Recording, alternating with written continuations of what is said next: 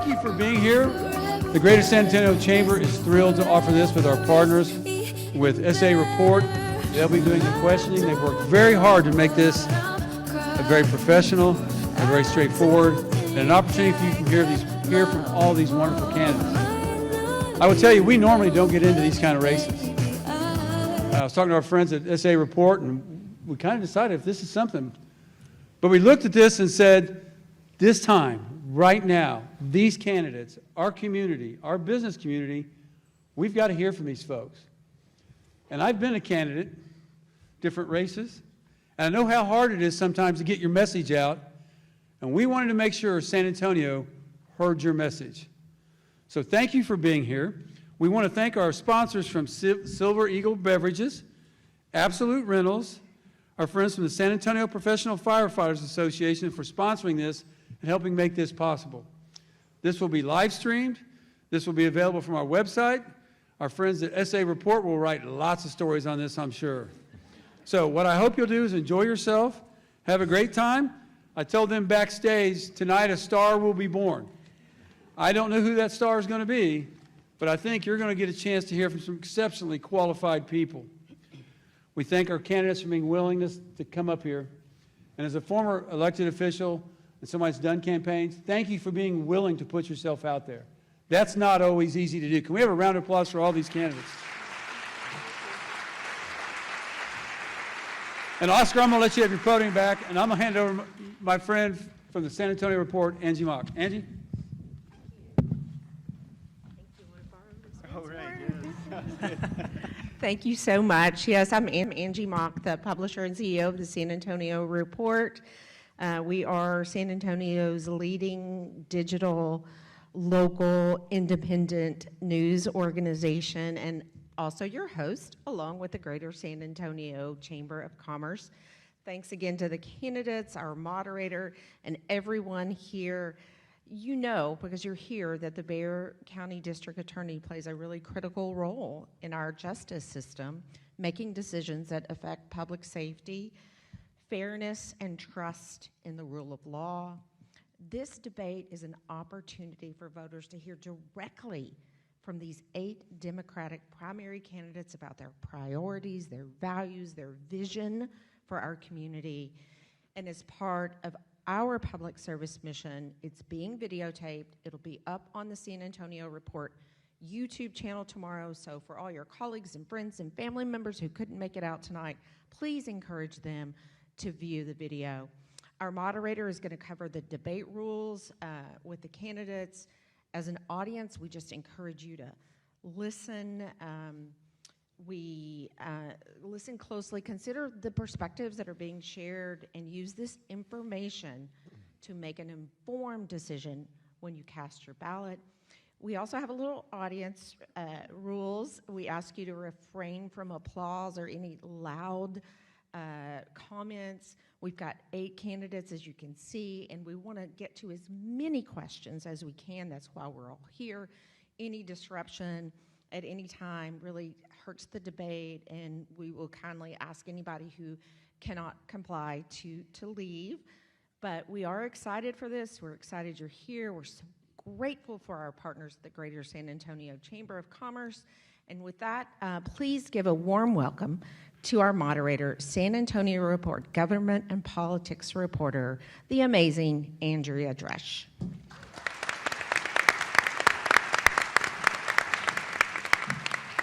Thanks, Angie. You better believe her. She's kicked someone out of a DA debate before, maybe more than one person. Hosting this debate was so important to us because the job of Texas district attorneys is so important and getting tougher. Whoever voters choose to replace incumbent Joe Gonzales will have a huge job on their hands, leading a 600-employee office that directly impacts public safety and trust in the justice system. At the same time, Republican state leaders have made it clear that they're willing to remove so-called rogue DAs from office. As many of you know, several big-name candidates looked at this race and took a pass. Now, voters have very little time to familiarize themselves with a big crowd of Democratic contenders, one of whom will be the odds-on favorite to carry this in a blue county in November. With a full stage and limited time, it's going to move really fast, but we hope that you come away with a better sense of how each of these candidates would manage an office with significant discretion over charging decisions and case prioritization, that shaped the overall perception of safety and accountability in our community. Candidates, we're going to start by asking you each to introduce yourselves, then we'll have a series of questions for the entire group, and we'll close with a 1-minute closing statement. If your opponent mentions your name, you may be awarded a 30-second rebuttal at my discretion. You might also get a follow-up question from me on questions where we feel like more context is needed. If you're ready, we'll start with the 1-minute and 30-second opening statements. Mr. Salinas, you're first. Thank you. Good evening. My name is Oscar Salinas. I'm a prosecutor at the Bexar County District Attorney's Office, where I've been there for about 12 years. I'm currently in a capital murder trial, so if I seem a little tired, forgive me for that. But it's important that we talk about these issues today. I'm a father of two, a 7-year-old and a 4-year-old we have at home, my wife, who's here, a nurse here in town. I'm a graduate of the University of Texas School of Law.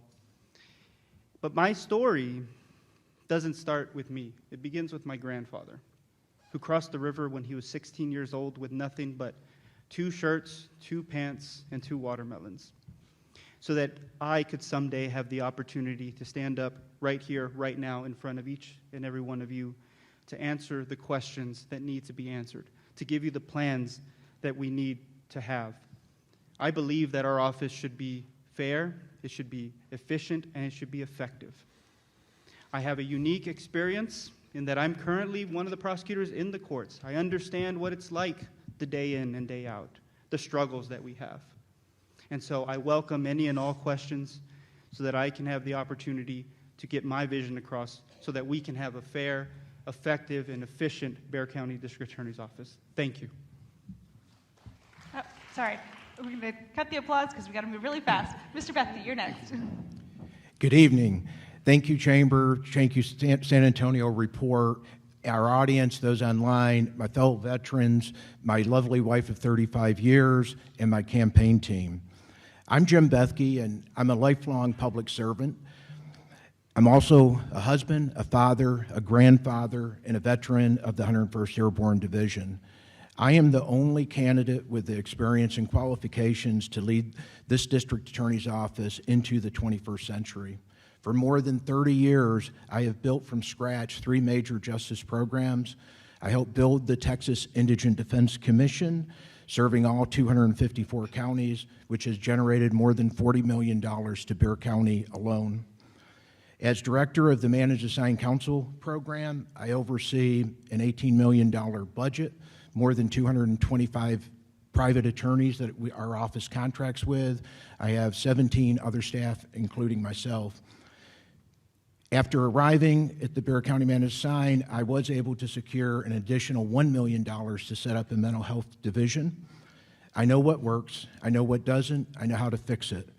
This campaign is not about me, it's about building a district attorney's office that makes Bexar County safer, fairer, and more transparent. I ask for your support. Thank you.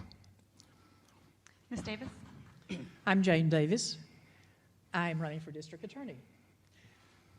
The first question you may have about me is what separates you from this field of candidates? First of all, I'm a lifelong Democrat. Second of all, I have over 3 decades of experience working in DA's offices. I have been with the Bexar County District Attorney's Office and also been first assistant to the Guadalupe County DA's office. I have tried over 400 jury trials. I have served 7 different district attorneys. I have worked in every section of the DA's office, and there are 15. I've worked in every section, so I know what each section needs. I have the experience, I have the maturity, and I have the temperament to lead this office. A few more things about me. I have worked at the U.S. Attorney's Office and as an intern. I have taught public school. I am a certified mediator. I have done defense attorney work. Right now, I'm the chief of the juvenile section of the DA's office. I'm also a commissioned pastor, so I understand mercy, and I'm also a rancher and a beekeeper, so I understand being tough. You may ask me, why would you want to run for this office? Well, I want to run because I'm not trying to launch a political campaign, but I do care about this office. My goodness, I've got 40 years in it. Ms. Davis? Mr. Locke? Thank you. Good evening. My name is Shannon Locke. I'm the only candidate who is board certified in criminal law. I've been a prosecutor and I've been a criminal defense attorney for the past 20 years. Over the past week, our campaign has earned the endorsement of the Stonewall Democrats, the Texas Progressive Caucus, and the AFL-CIO.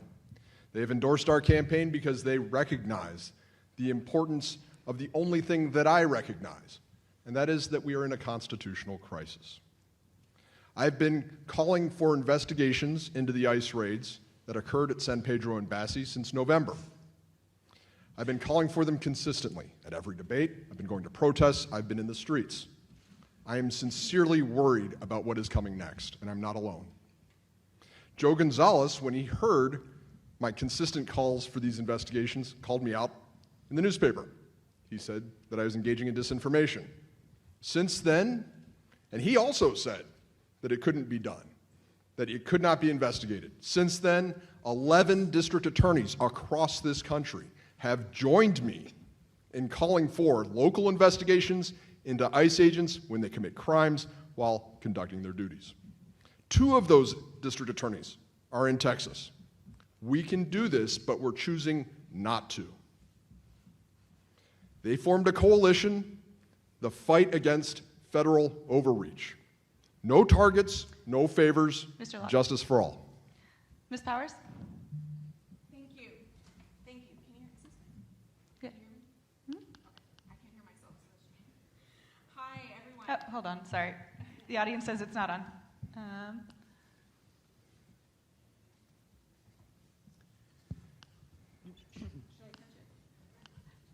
Dylan's going to come save you.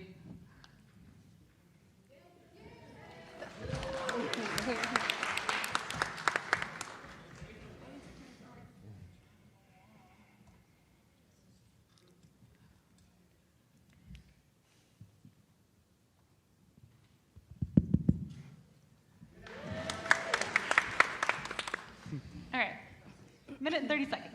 Thank you. My name's Nellie Carrion Powers. I'm a prosecutor, and I've been a prosecutor my entire career. Currently, I'm the chief of the Family Violence Division at the DA's office. I have been in this role for 7 years, and in the past 7 years, what I've been doing is working with my teams, some of who are here, working with my teams and prosecuting what I believe to be the most challenging and the most difficult and the most serious cases. And those are our child abuse, sexual assault, and family violence cases.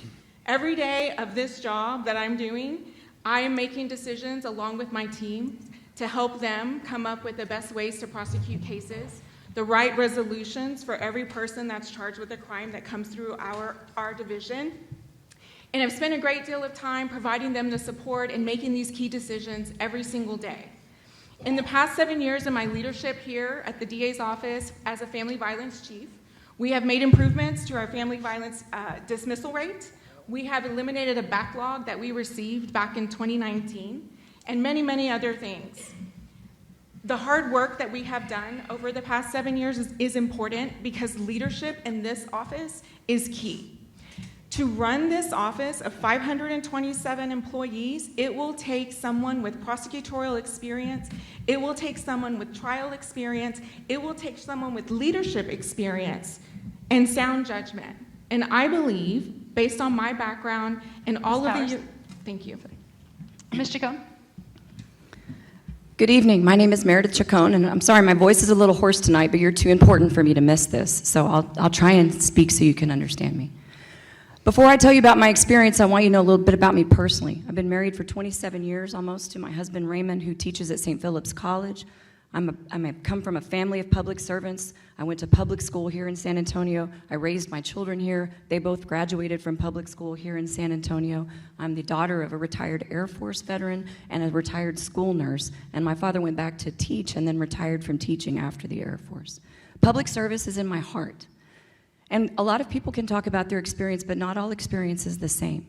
I was a prosecutor for 15 years, but it's important to note that before that, I was a victim advocate at the DA's office. And the proudest moment of my campaign has been when Mary Green, my first chair prosecutor from when I was an advocate, put my sign in her yard. I left the DA's office in 2018 and I went to work at ChildSafe, where I learned to build teams and develop practices that would be best used in investigation and prosecution of child sexual assault and human trafficking. I then went on to work with Children's Advocacy Centers of Texas through my role at ChildSafe and built those teams out statewide. I was also on the Child Welfare Board here in Bexar County, where we put together a program that would prevent families from having recidivism in the system. I also represent families and children involved in the child welfare system here in Bexar County. I practice in courts in all the counties around Bexar County, and I do indigent defense. And I'm the only person who sits on a restorative justice court as the defense attorney. My name is Meredith Chacon. Thank you. Ms. Legarreta? Good evening. My name is Veronica Legarreta, or for our non-Spanish speaking friends, that's Veronica Legarreta. I've been an attorney for 20 years. I started my career out as a prosecutor, standing up for victims and public safety. I am now a defense attorney and a civil attorney, and I help people at the hardest and lowest times in their lives. I am also a current sitting magistrate judge for the city of San Antonio. So I make decisions that affect victims, defendants, and families every single time I take the bench. Outside the courthouse, I am a strong community advocate. I am the chair of the Hispanic Women Network of Texas, San Antonio, and I have some hermanas here in the crowd. I'm part of the Rotary, and I'm also part of the Hispanic Lawyers section of the State Bar of Texas. We raise funds for important issues that are very important to our community, because I believe that public safety cannot start in the courtroom. It has to start with a strong community, with opportunity, and with trust. I believe that Bexar County deserves a district attorney that knows every single side of the justice system. We don't need one-sided district attorneys. We need someone who is well-balanced, who understands victims, but also defendants. Somebody who will hold people accountable, but will lead with integrity. I am Veronica Legarreta. I am running for district attorney. I will be firm on crime, fair to all. I'm number 4 on the ballot. Veronica for DA. Thank you. Ms. Chapa? Good evening, everyone. Oops, am I having the same marco? I hear you. Okay. Good evening, everyone. I'm Luz Helena Chapa, a mother of 3, a St. Mary's University dual alum, a lawyer of 25 years, a former judge of 13 years, and a proud lifelong Democrat. I think you need to stand closer to the mic, maybe. Oh. Sorry, Dylan. I think we're good. We're making you work this evening. Okay. That's what I'm here for. Thank you. Good, that's better. Andrea, would it be okay to start over? Yeah, so 90 seconds at the clock. Okay. Sorry, she's going to give you 1. Okay. I've been on the ballot 6 times in Bexar County as a Democrat and won every single time. During my service as a justice on the 4th Court of Appeals for 12 years, I offered 600 criminal opinions and 800 civil. The justice of the 4th Court of Appeals was one of the highest and most important courts in our state. And I know the law, I know how to lead, and I don't buckle to outside political pressure. I will stand up to anyone, against anyone who tries to interfere with the administration of justice in Bexar County. And my record as a public servant proves that. Look, I've seen what our DA's office does well, and I know what we can do better. I have a plan to improve public safety and deliver justice. I will fight to fully fund and staff the office. I will tirelessly advocate for victims and the most vulnerable. And I will tackle the growing backlog of unprosecuted family violence cases that is staying on Bexar County. I will work hard to repair the broken relationship with law enforcement. Local law enforcement groups and prominent community leaders have endorsed me. I'm running hard and I'm running to win, and I don't take anything for granted. I humbly ask for your support, your trust, and your vote. Again, I'm Luz Helena Chapa, and I'm running to be your next Democratic Bexar County District Attorney. Thank you. I think everybody, if you get as close to the mic as possible, there's a few that have been louder than others. 3 of you work at the Bexar County District Attorney's Office. 3 of you have worked there. 2 of you would be coming to this role from the outside, and no one on this stage believes that the system is working perfectly. Members of the community reading about this office have seen headline after headline about staff shortages, case backlogs, crimes committed by repeat offenders. From your perspective, please rank the biggest problems that need addressing and tell us where you would start making changes.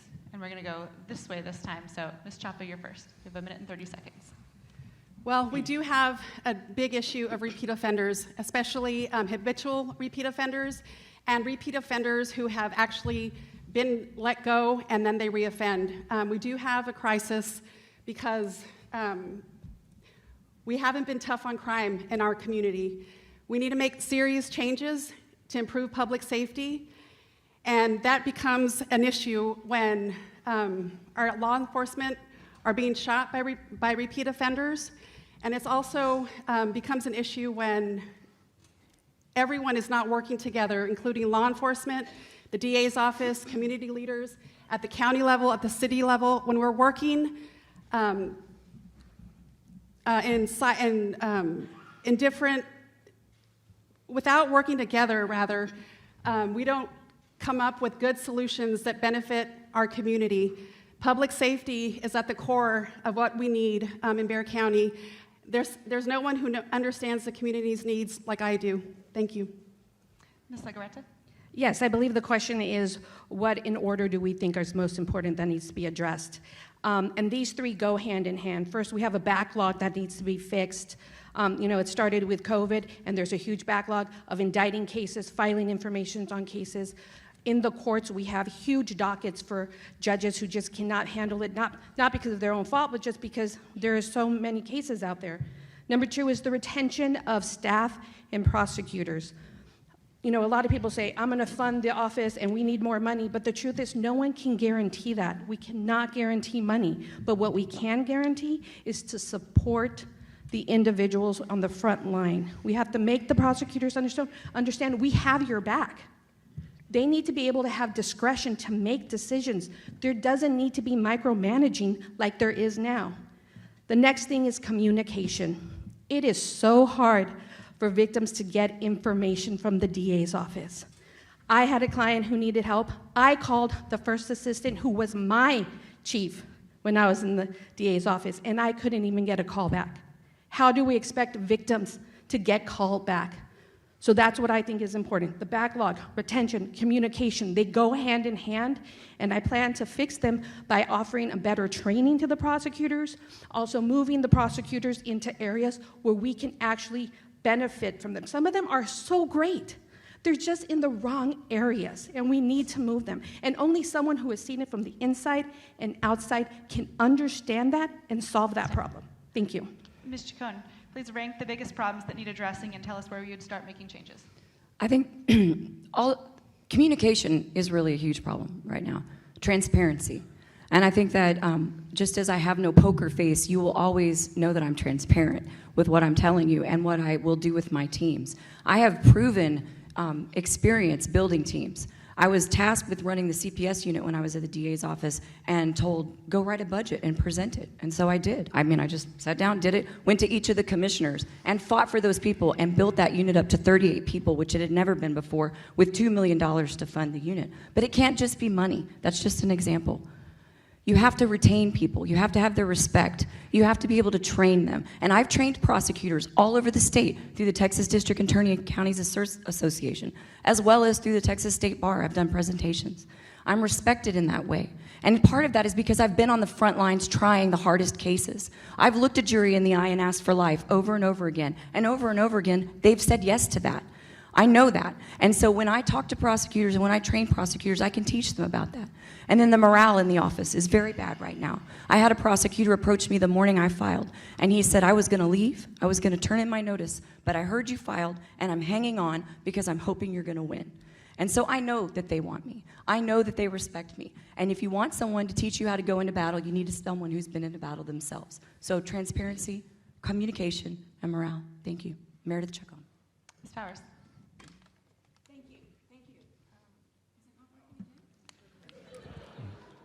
Dylan. I think Mellie's trying to get more time. Can we loan her a mic and Here, you want to just... are they attached? I don't know. Mellie. We were told not to touch the mics. Someone's been touching the mics.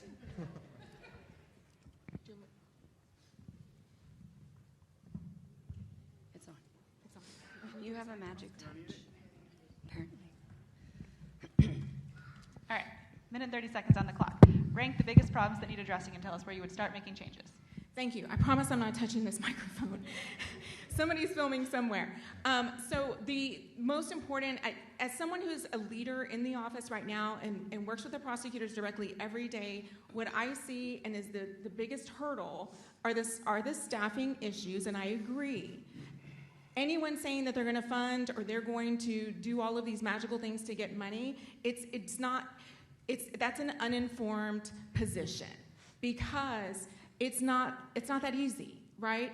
We don't control, the DA's office doesn't control the budget. The Commissioner's Court does, or grant funding does. But that's the struggle that I see my prosecutors and those that I work with, that's what I see them struggle with every day. It does have an effect on backlogs, and it does have an effect on morale, because then you have people carrying too much of the weight, because there are vacancies that shouldn't be there, because funding was given to other counties, but not your county, not Bexar County. Part of that solution, on top of the funding, is restructuring. Restructuring and moving resources around the office so that caseloads are balanced and that people working on the harder, more intense, violent crimes don't necessarily have the same caseload as somebody working on your simpler crimes. But restructuring and reorganizing the office is critical. Secondly, I would work with law enforcement on how we are receiving cases. There's a long way to go on that, but it is something that I can do. Thank you. Mr. Locke? Thank you. I've been all throughout this community. If you're following me on social media, you know that I've been to the north side, to the west side, to the east side, and the south side. And as I'm talking to people, the theme is clear. There is a belief, and it is shot throughout our community, that the district attorney's office does not care about me. They don't care about me. And the way that we fix that is we start demonstrating that we care. We start doing the hard work. When federal agents come and terrorize our communities, we're going to hold them to the letter of the law. We'll make sure that they don't break the law, and if they break the law, we're going to prosecute them. When somebody is victimized by crime, we will give them a seat at the table. In the 15 different divisions at the Bexar County District Attorney's Office, I'm going to put an ombudsman. That's somebody that you can always call and find out what the problem is, what's going on with your case, and they will get an answer to you. We need to begin communicating to our community that we care about you. That's the most important thing. Because when people think that the district attorney's office doesn't care about them, they stop calling the police, they stop asking for help, and that's when people really get hurt. So that's the biggest problem that we have at the district attorney's office, and the biggest problem that needs outside help. You can't fix this from somebody who's been on the inside. You have to come in from the outside with a fresh perspective and start teaching everybody to communicate broadly that we care about every part of our community. Thank you. Ms. Davis, you've mentioned in previous debates that you would like to pull the best ideas from previous administrations, and you have worked under a lot of them. Tell us where you still see the biggest problems remaining and where you would start addressing them. I have a list of 8 things I would do differently from what the DA's office does now, but I'm not going to have time to tell you all of them. But the first thing I would do is protect the victims. And in order to protect the victims, when a victim of domestic violence has called for help, I would make sure that somebody from the DA's office contacts that victim within 24 hours of the assault. Further, that person needs to be contacted again within the first month and needs to be aware of the services available. Our Family Justice Center, for example, we can have food, clothing, shelter, whatever that person might need. So that's one thing. I would work with the victims better than we're doing right now. Even though we're working at it, I would do it better. Second of all, we need to work with law enforcement.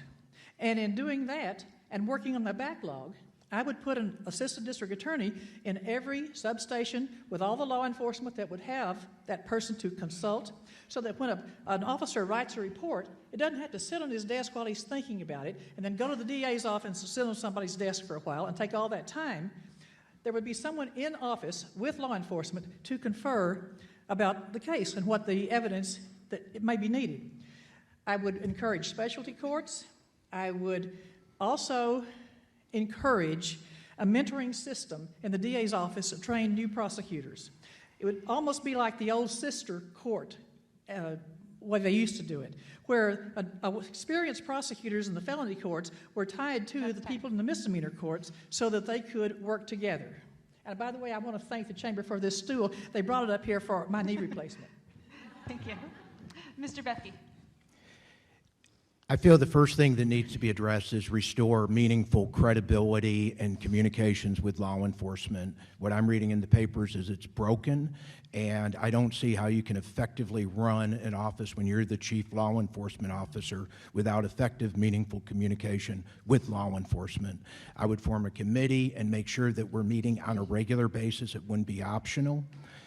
Additionally, victims need to be contacted. I hear constant complaints that the victims are not being communicated with on a timely manner.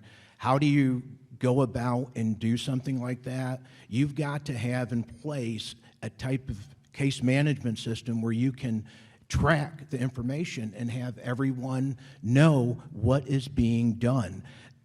The backlog is a huge crisis because victims wait.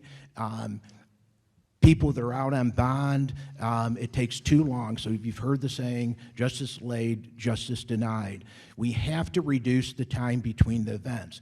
The district attorney controls the valve that brings people into the system. You have to have a meaningful screening process at the front end and be smarter and just not accept everything. And then last, radically improve transparency. If you go to the website, it's a flashback to 1995.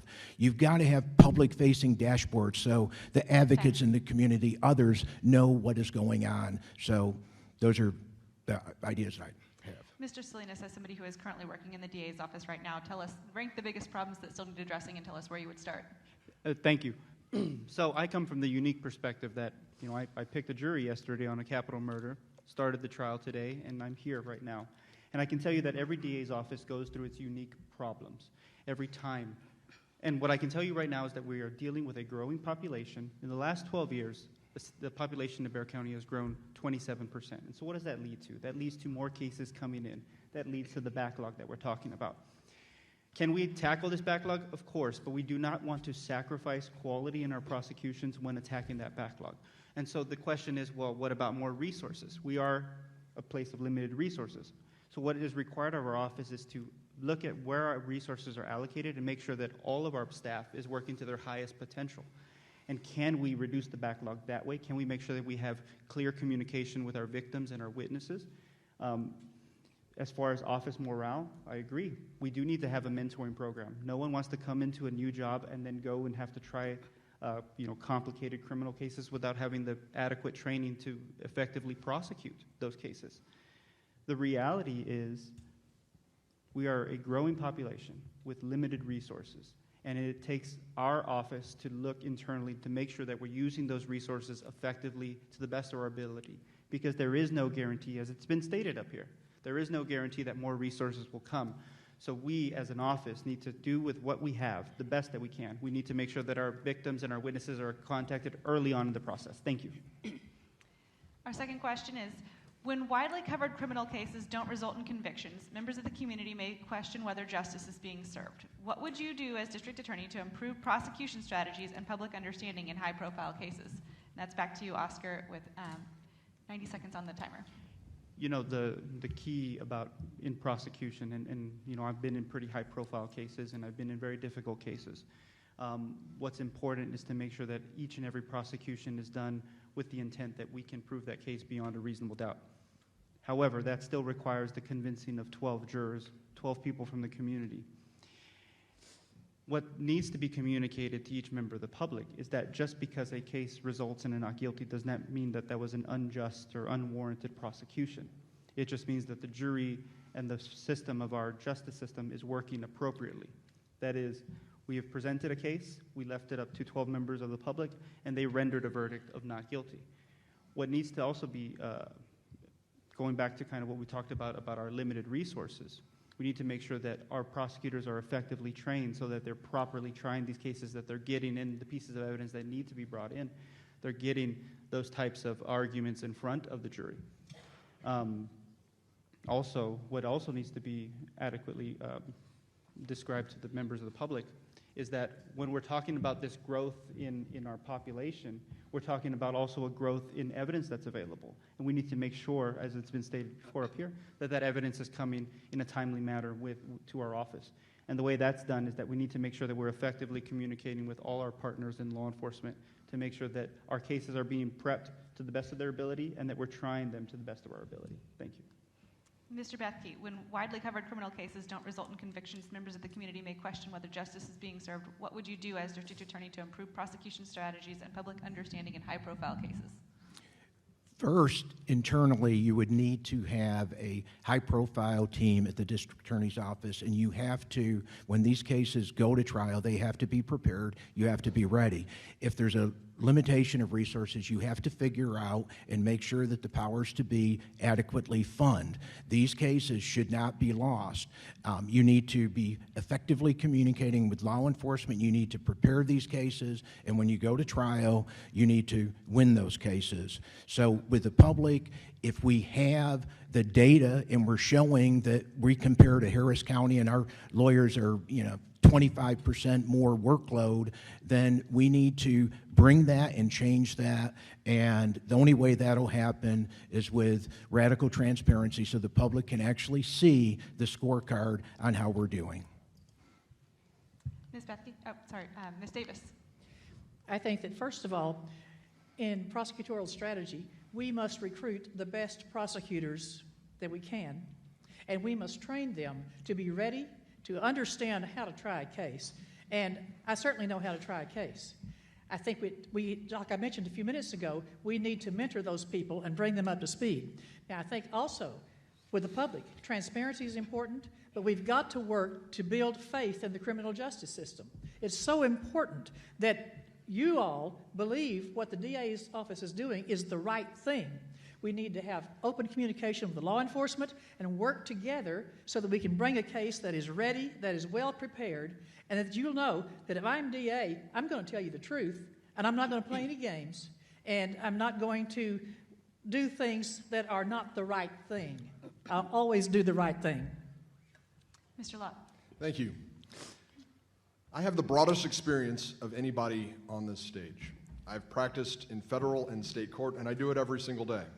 What that means is that I'm used to handling high-profile cases. I'm used to going into the courtroom and there's cameras there, and and everything is on the line. That is something that I'm accustomed to doing. But also, additionally, because I practice not only in San Antonio, in Bexar County, I practice in the surrounding counties, and many times with the U.S. Attorney's Office, I have access to lots of people that will find interest in working in the Bexar County District Attorney's Office, especially when we start prosecuting ICE agents. People are going to be extraordinarily excited about doing that because it's something that they're looking forward to doing. So what we're going to do is we're going to begin recruiting the top talent from the U.S. Attorney's Office, where they didn't get paid for a significant amount of time.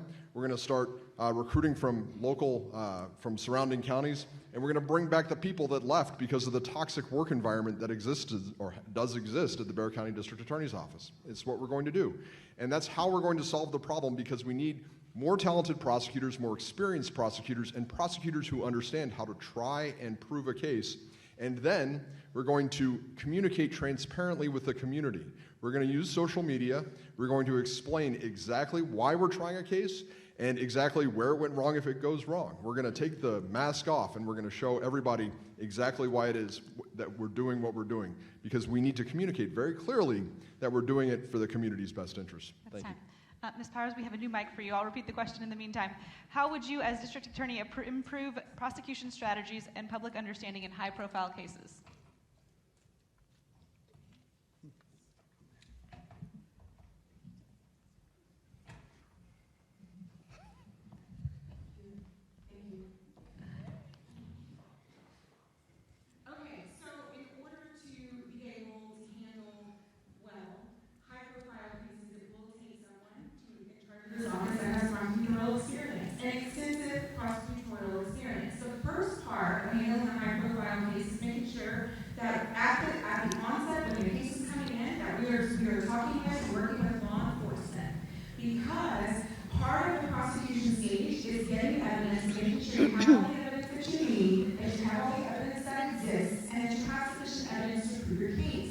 Once that occurs,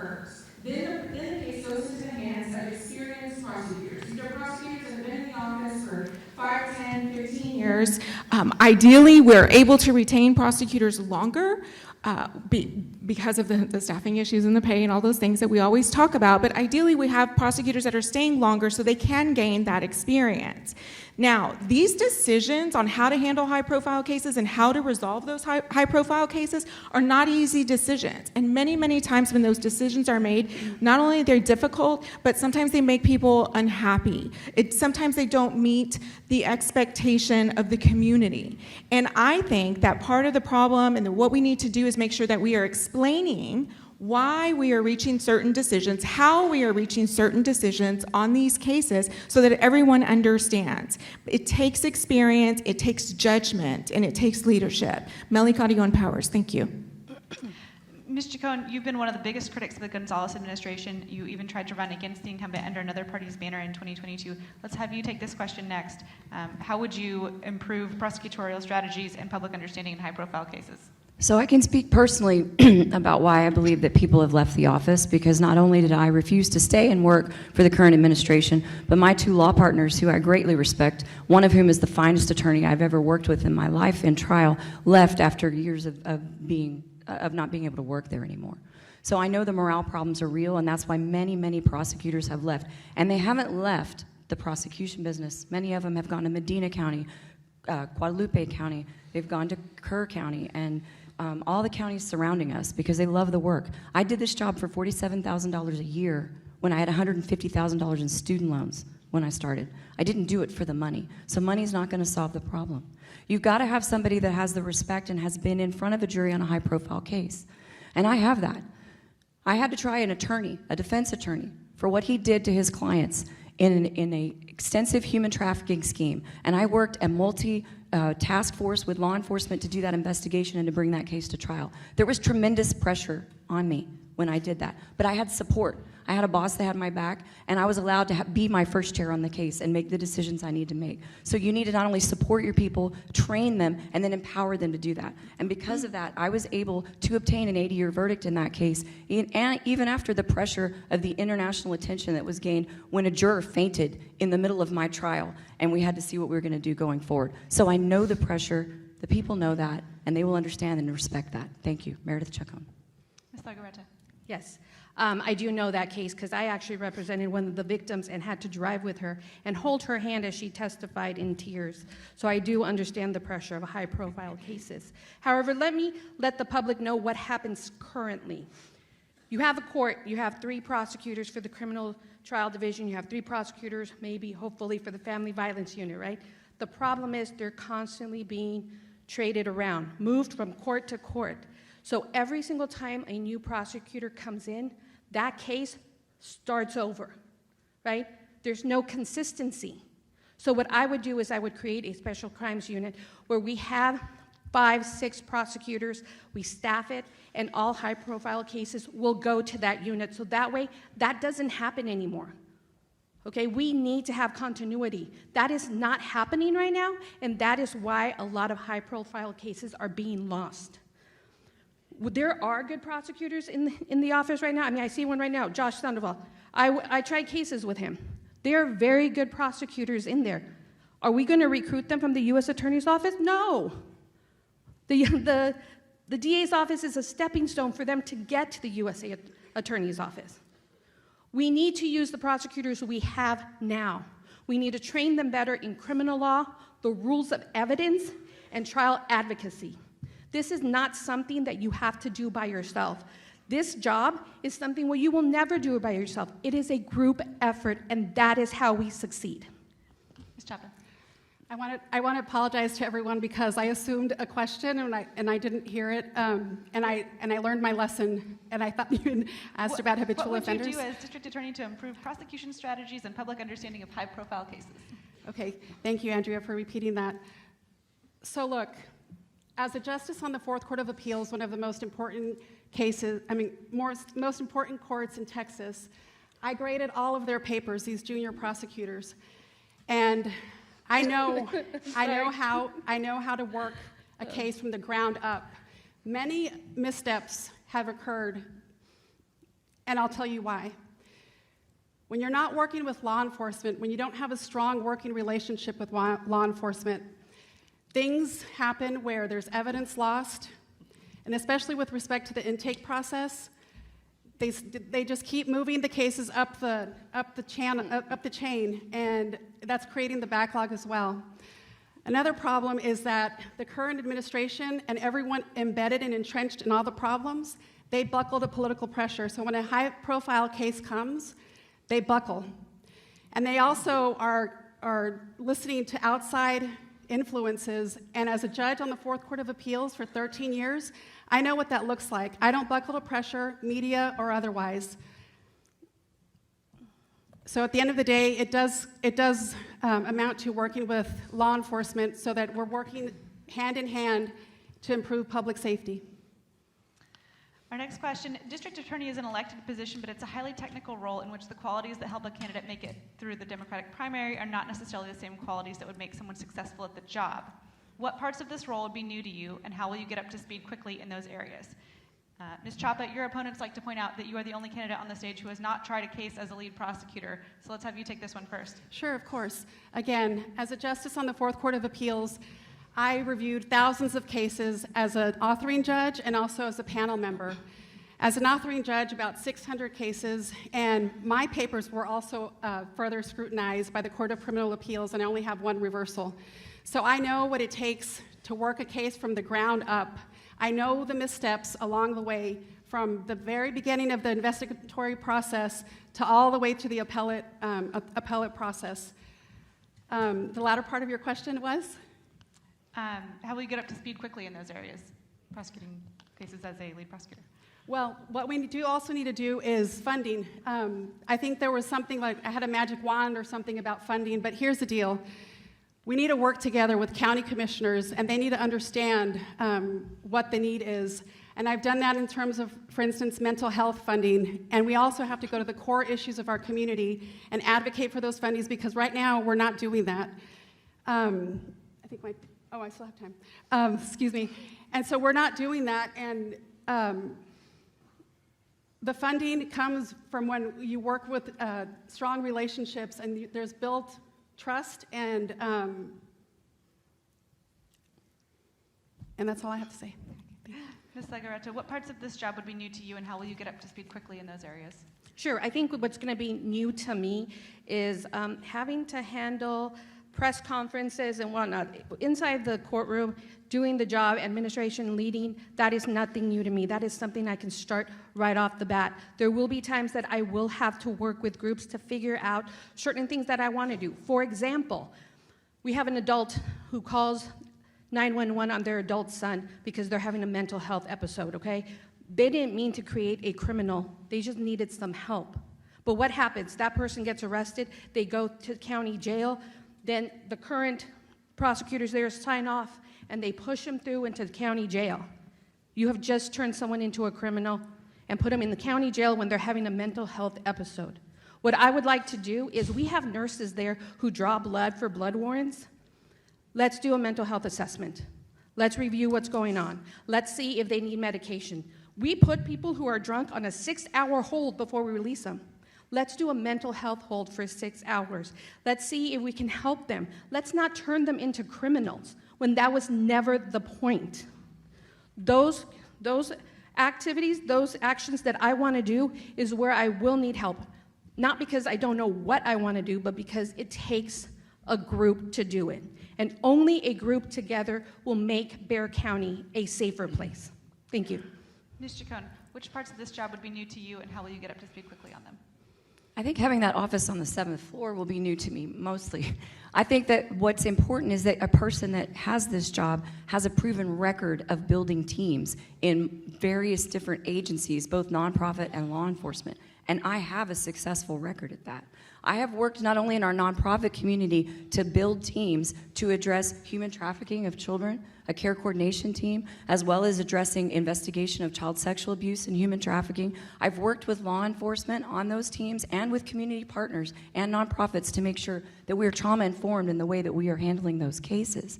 And I think because I'm good at building relationships, I look forward to that part of the job the most, because the DA should be standing shoulder to shoulder with the district district court judges, asking for more resources, for more courts, because one of the reasons there's a backlog is there aren't enough courts to hear the cases. We need to be standing shoulder to shoulder, not having the budget fights. And I've been in those rooms where everybody's fighting over the same piece of the pie when we need to learn to get together. So I believe that is something that would be a challenge, and I'm up for that challenge because I've done that in the past. We had to reallocate money from Child Protective Services adoptions units to fund our CPS unit, but it made sense, and so we were able to do that. But that took a lot of work, and so I have a proven success record at being able to do these things and work with community partners to minimize the amount of resources we need and to maximize the amount of resources that we have. Meredith Chacon, thank you. Ms. Powers, what parts of this job would be new to you, and how would you get up to speed quickly? Thank you. Excuse me. Thank you. I believe that I'm ready to hit the ground running on day one.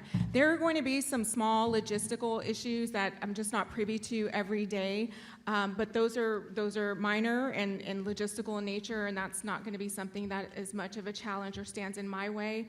I believe that what can be done in this office is I will assure that we are making sure that we are fighting for the low. Anytime we have a case where a violent offender or a repeat offender is facing a bond recommendation, we should be recommending high bonds on those repeat offenders. We should be challenging low bonds when bonds are too low. We should be lowering bonds when the person that is in the defendant is in question. They are not someone that is necessarily a risk to the community. We need to make sure that those bond decisions are being made based on risk.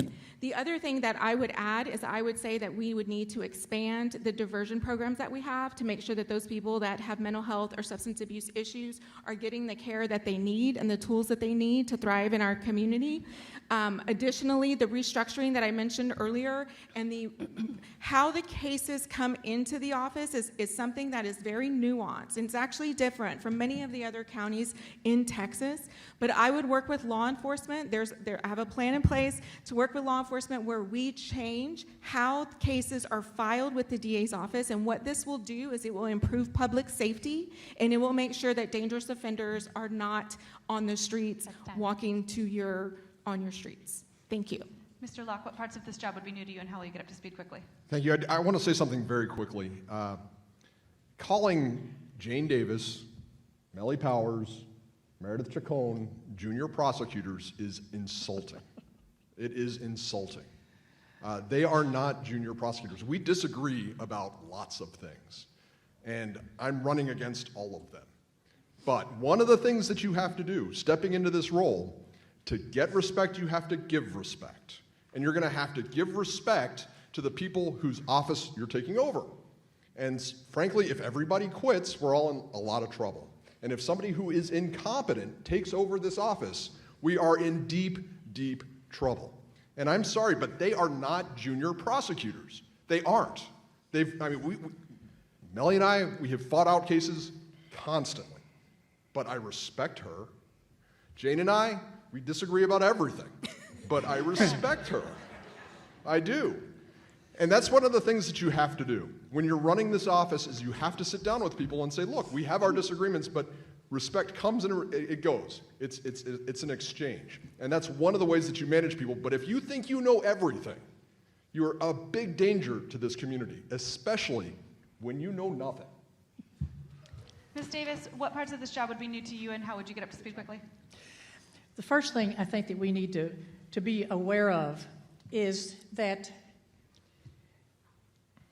well, I'm just going to ask you, I hope that you guys understand from my experience that on day one I can walk in and know how to run this office. Second thing, I think it's important that the leader sets the tone. And I have been a leader. I have done every job in the DA's office except being DA. I have been the first assistant in Guadalupe County. I know how to manage an office of 567 people. One of the things that I have done as a chief of the juvenile unit that has served me well, I believe, is that every day I go around and I speak to every one of my employees. There's 35 of them in the juvenile section. I go around and I talk to them. I know what's going on in their lives. I'm friendly. I think you've got to do that sort of thing if you want to work with the people. People say the morale is bad. Well, the morale in the juvenile section is very good. people want to be in the juvenile section because it is productive, it is fun, and the one at the top needs to make it that way. The tone at the top is very important in the DA's office, and I believe it's very important that that tone be one of integrity, of hard work, of protecting the citizens of Bexar County, and that's what I intend to do. Mr. Bethke, what are the places where you would need to get up to speed quickly, and how will you do it? What I haven't heard is what the office really needs at the top position. It's executive leadership.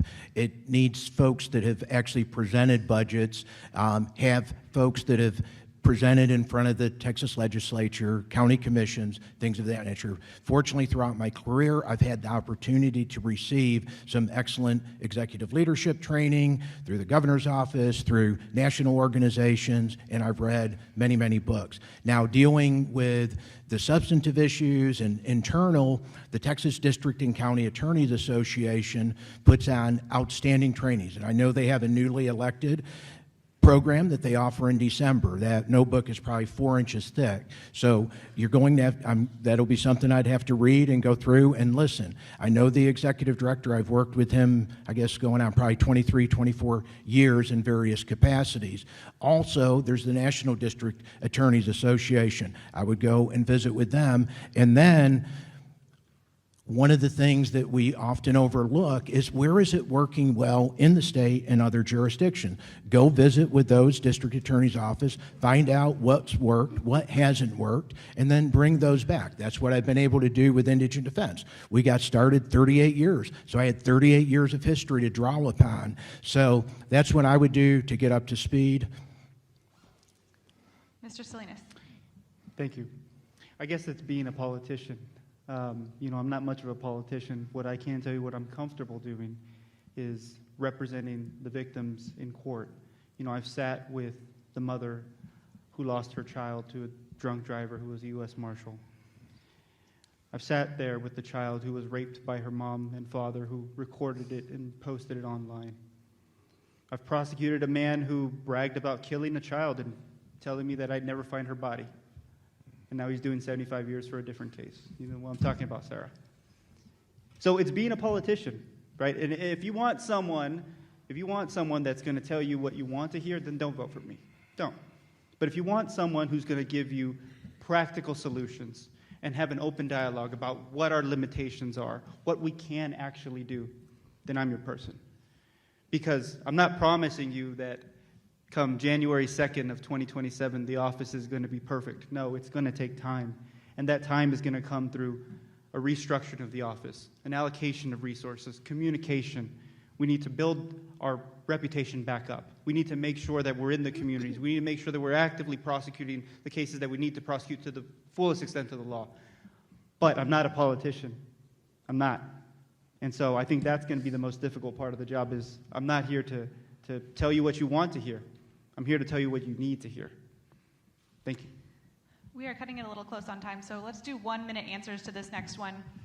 District attorneys in Texas's large urban counties have been in the spotlight from both progressive groups that see them as laboratories for justice reform and from the state's Republican leaders who vowed to crack down on DAs who step out of line.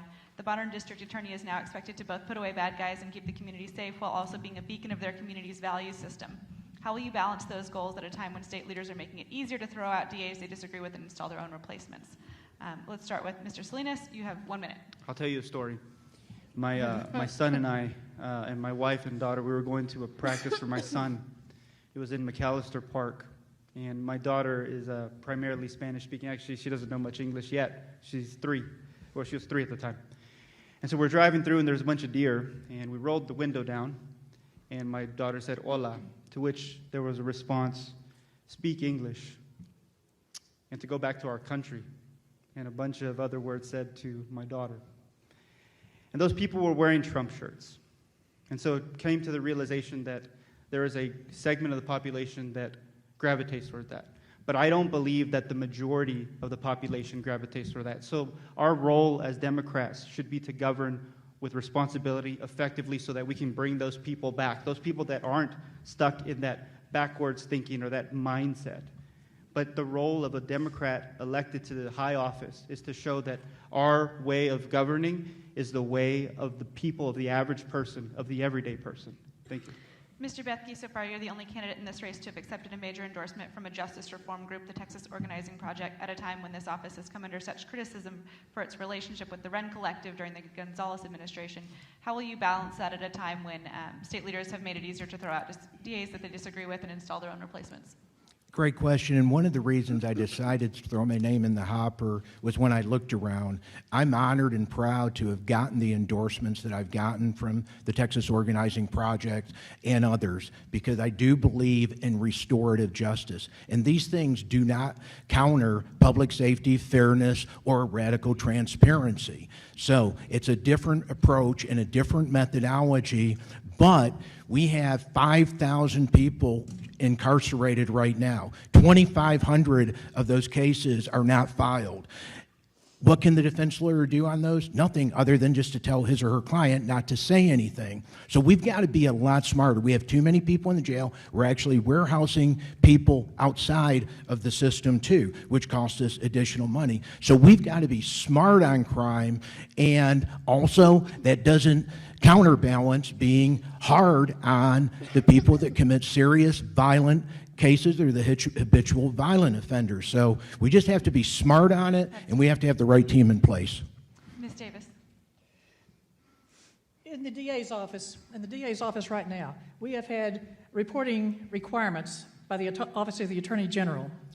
We have been trying to be compliant with those reporting requirements.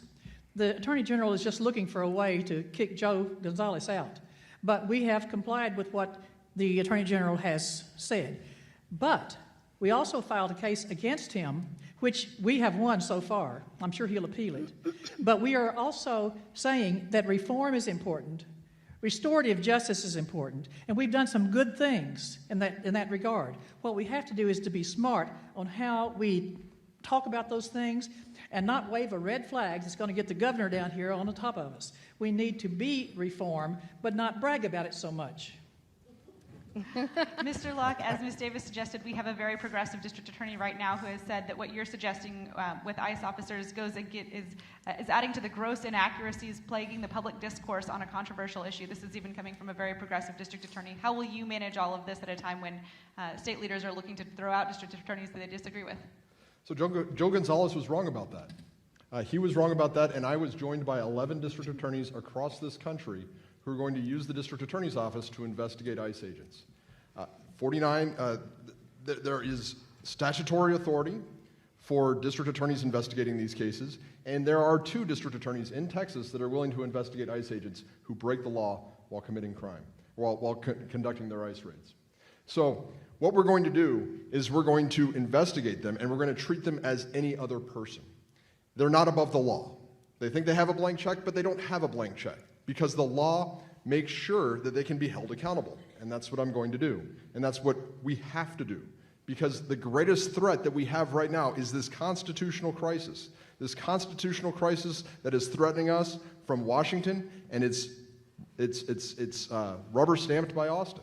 And so what we have to do is we have to make sure that we have a district attorney who's willing to hold them accountable. And guess what? It will keep us more safe because they'll be deterred from doing it. Can I do a rebuttal? I don't believe that you were name-checked in that. I'm sorry? You were not name-checked in that.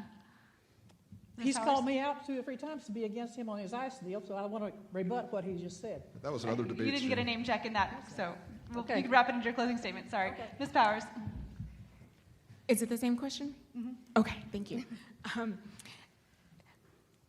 When I decided to put my name in the hat to run for district attorney several months ago, I had a number of people that I had to meet with and I talked to and learn about. They wanted to learn about me. I wanted to learn about them. And one of the questions that kept coming up that I was really struggling with was, are you a reform prosecutor or are you a law and order / punitive justice prosecutor? And it was a struggle for me because I couldn't put myself in one box because I am a career prosecutor. I've been a prosecutor for 25 years. In those 25 years, I have tried a number of cases, and what I'm trying to say here today is that there are times that there are going to be very, very violent crimes where somebody needs to go to prison to protect the community, and then there's going to be times where people need help. and they need help to address these root cause issues that cause the criminal behavior, and that's something that we should invest in as well. Melly Carrion Powers, thank you. The modern district attorney is now expected to be both putting away bad guys and keep the community safe while also being a beacon of their community's value system. How do you balance those goals at a time when state leaders are making it easier to throw out DAs they disagree with and install their own replacements? Ms. Chacon. I think it's important first to note that in Texas we have a special oath as prosecutors. We aren't a state where we seek justice. We are a state where we are told on our oath that we are to see that justice is done. And I understand that they think that they can pass laws that mean they can remove prosecutors from not doing their jobs. But I believe they're wrong. Because if you elect me, I will be seeing that justice is done. And I don't care how much pressure I get or where I get it from, I will fight for that because I have always done that. And I think it is important that you understand what prosecutorial discretion really means. And the problem with the current administration when he came in was that he developed a policy of just outright declination, which doesn't allow you to have discretion on individual cases or on individual kind of fact scenarios. And I think that's where the difference is.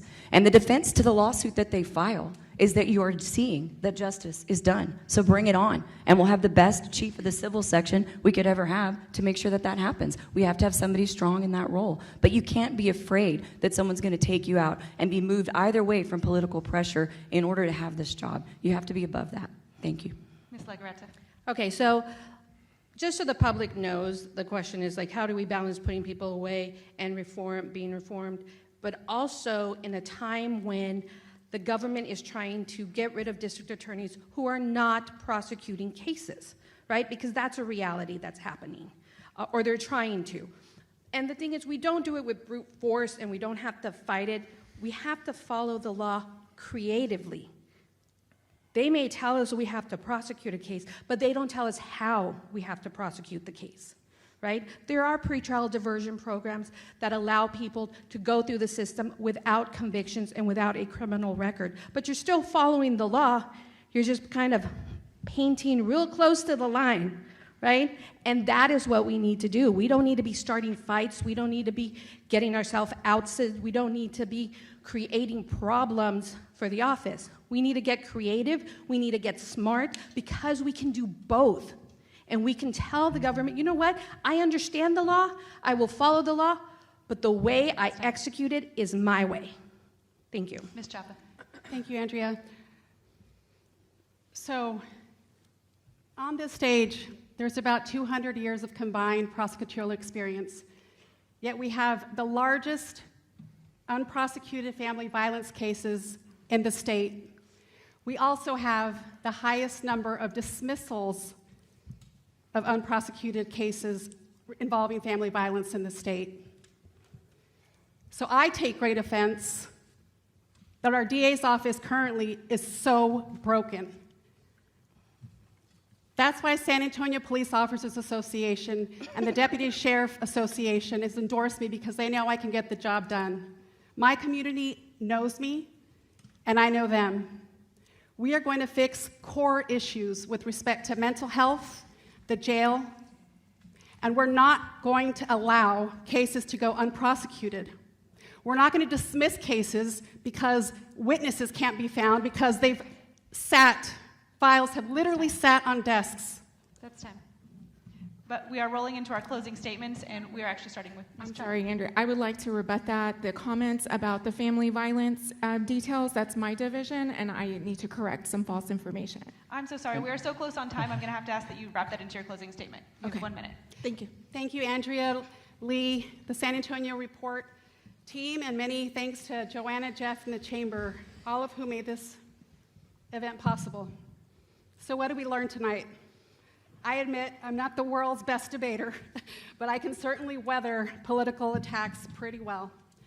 More importantly, I'm the only candidate who can bring real change to the DA's office because I'm the only one on this stage who hasn't been a part of the problems and the dysfunction.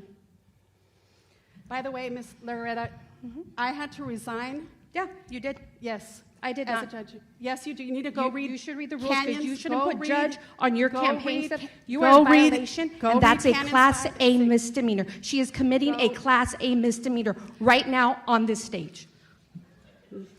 Okay. You can call the Judicial Commission. I have, approved, and I you got are. approved, and I got approved. So I've earned the title judge for the last 13 years. Unopposed. I'm a vested judge. Okay. All right. So Ms. go, Legarreta? go read. Yes, thank you. candidates 5 and 6. What the DA's office needs, what Bexar County needs, is a well-rounded individual, not a career judge who reads papers. We do not need a career prosecutor. What we need, someone who has worked in the prosecutor's office, who is a defense attorney, who is a judge, and who knows what the community needs. At some point, we have to remember this isn't about us. It's not about one person. It's not about one office. It is about Bexar County. And as your DA, I will be firm on crime, fair to all. And together, we will make Bexar County a safer place. I'm Veronica Legarreta. Number 4 on the ballot, Veronica for DA. Thank you so much. Ms. Chacon? So I'm going to close with this story, and I've told this before, but my husband's told me, I need to smile more, so I'll smile. I had a case once, it was a human trafficking case that I had to do a retrial on, and my victim, who I'd spent a lot of time with, did not have a really great vocabulary. She was delayed, unsure exactly what her diagnosis was because she'd never really been in school. The defense attorney was horrible to her. He cross-examined her, he ridiculed her, and every time that he tried to use a word she didn't understand or pick on her, I objected. And in court, you have to stand when you object. So the next day when we came back and we got the maximum sentence, I was talking to the jury, and I was really sore from all the objections I had made. And one of the jurors said to me, I've never seen anyone fight like you. If my child is ever hurt, will you be my prosecutor?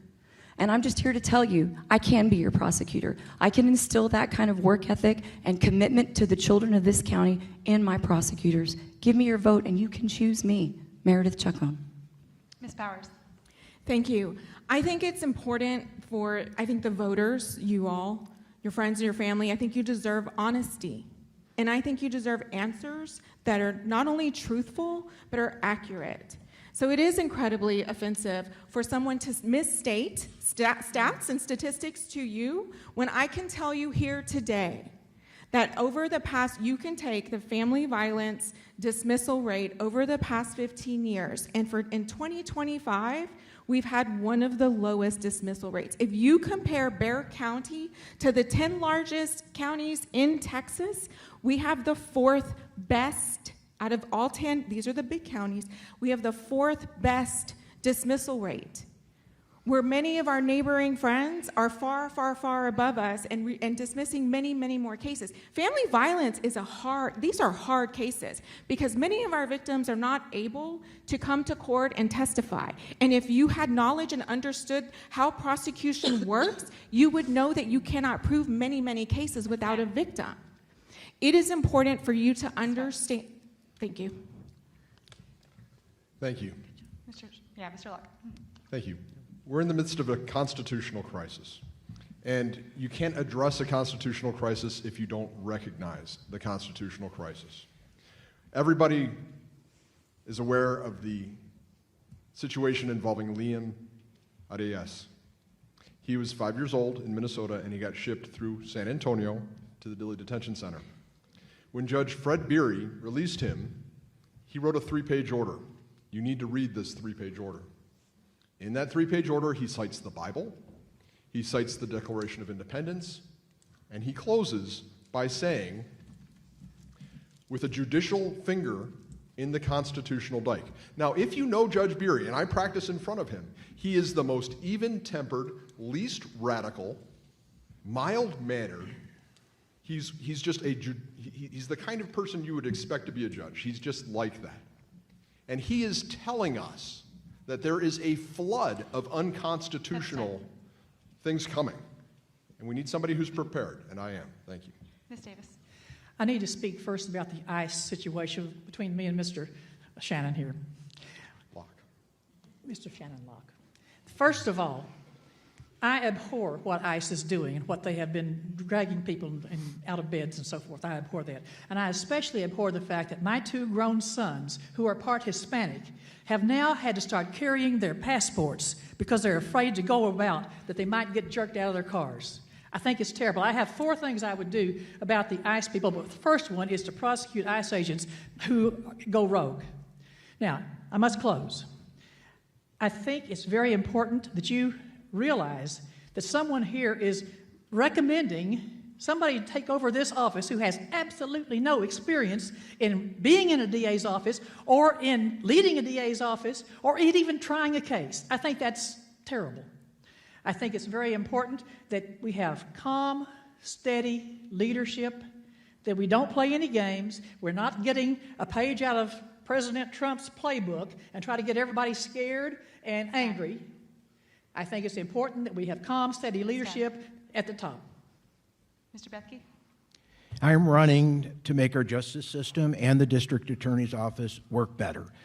I promise I will use data to drive decision-making like I have over the last 25 years. I promise that I will be open and transparent in all my actions.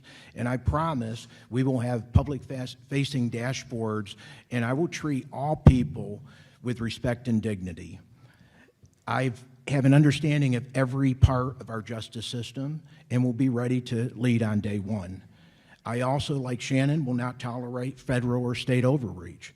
Being DA demands experience, judgment, and independence. One thing about getting older is you can't buy experience. I am Jim Bethke, and I've spent my career building better justice systems, not tearing them down. If you want a district attorney who will defend the Constitution, uphold the law, and earn the trust of this community, I ask for your support. Thank you. Mr. Salinas? You know, I'm not part of the political elite. I don't get to rub elbows with the movers and shakers of this community to carry me to a bought and paid for political endorsement. I'm a first-generation college student. I told you a little bit about myself. I'm not a politician. I'm a fighter. I'm a prosecutor. I'm a defender of those who have been victimized by no choice of their own. I'm here to bring common sense approach to very difficult and challenging problems that our community faces. I'm here to have an open dialogue because I know going forward that's what's needed. Everyone in this room wants the same thing, and that is a safe Bexar County. That is a Bexar County that we want our kids and our family to grow up in and thrive in, and our office is central to that. If you want a politician who's going to tell you what you want to hear, don't vote for me. But if you want someone who's going to tell you what you need to hear and give you practical, responsible decisions, then I'm your vote. It's Oscar Salinas. Thank you. Thank you to each of the candidates up on this stage, and thank you all for going with us as we went a little over on time.